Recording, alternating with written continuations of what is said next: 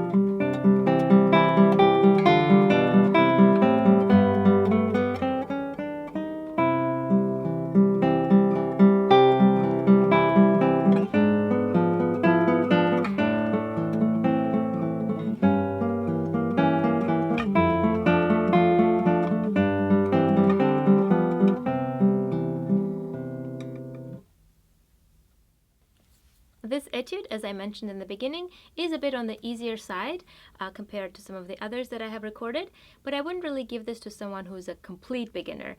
I would say you need some experience playing, maybe like an advanced beginner or an early intermediate student, so that you have a bit more stamina. And I say that because most of this etude, if not the entire thing except for one chord in a third position, you're going to be playing in first position. And that might seem great because you don't have to read any music above the 4th fret really. It's actually more fatiguing to play in first position for the entire etude because your left hand doesn't get a break at all. You're constantly here. And yes, you don't want to, you're not really raising your elbow or anything, and you want to have your arm relaxed as you're playing in first position. However, you're still up here, and this requires some sort of support for the left hand. Versus if we're playing here where I could just totally completely relax my arm and just bend from my elbow and be here. As I go to the first position, I have to lift my elbow a little bit. And if you're there for a long time and you are someone who's not really used to playing and you don't have the same stamina, that's going to tire out your hand. So be aware of that as you are learning pieces that are in first position for a long time. Take breaks. The other thing that could be tricky for this piece is the coordination for the right hand. So the fingering here, I would play, the melody with the A finger, and then PI for the accompaniment. And even though this isn't very difficult to do, what's difficult to do is make sure that they are balanced, because the thumb is usually heavier, so you might sound like heavy on the thumb and not so much on the index finger. So this, working to make sure that this remains a constant background while the melody stands out.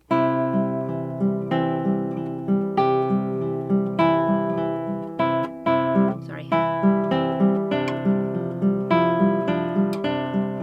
That's what's difficult. It requires a certain balance in the right hand, some dexterity that a total beginner wouldn't be able to handle. But if you already have some experience playing, you feel pretty comfortable with the right hand, then I would say it would be a great thing to learn to work on that really nuanced balance between the melody and the accompaniment. If you're working on this piece on a more intermediate level, when you are really beyond just getting the notes and balancing the accompaniment and the melody, then you can start working on rubato and making it sound a bit more musical. So instead of playing it straight,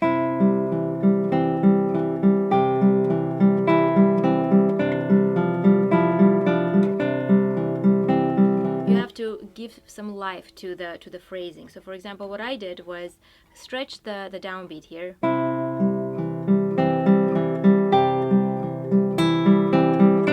then sort of move towards the next downbeat. So move here and back off here.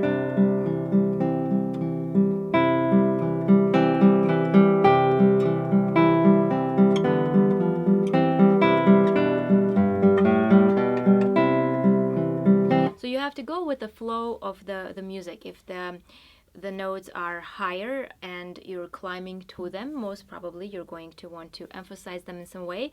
And it's not only volume that emphasizes something. You can delay the beat, you can take a little bit more time on it, and that would give that note more of a special treatment than it would have had if you just played it right on time.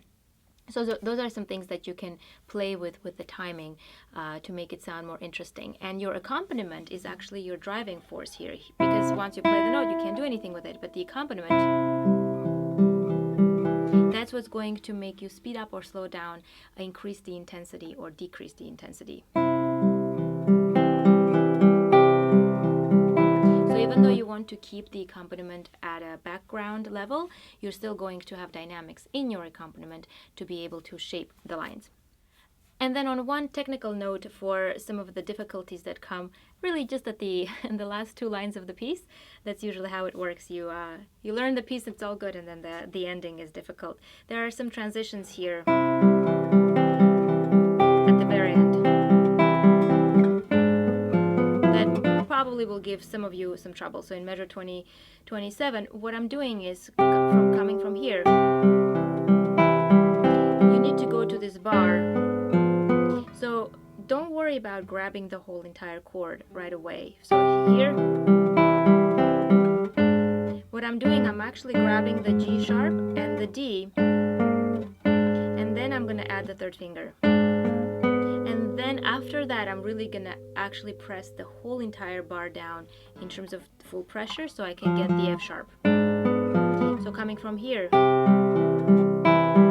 I'm worried about these like that. My third finger is hovering nearby, but it's not actually pressing. And my D, F sharp, the D string, the F natural on the D string is not pressed yet. So as I play, now I put the pressure to make sure that I have the whole bar. So I don't end up grabbing the whole thing and putting pressure on right away. I'm doing it in steps. That makes it sound more legato and less abrupt and jerky in the left hand. So here, going for these and then putting the pressure. And you can't really tell really when I'm putting the pressure, but it kind of starts here and then I press this part of my finger. And then here I go for the pinky first, so I'm not just grabbing the whole thing, coming from here. Pinky first, 3 and then 2. Same thing here, I'm aiming for these two. See right now this is kind of buzzy, and then when I add this, I'm going to put the pressure on the E so that doesn't buzz. Again for the F first, and then build a chord. And then the rest of it is pretty simple. Anytime you have something arpeggiated and a difficult shift, don't try to grab the whole chord at once. You might get it, but it will sound like technically you'll get the notes, but it will sound more like you've panicked, and it'll be a harder landing than if you just gently pressed and not all at the same time, but as you needed the pressure on those notes. So I hope that was helpful.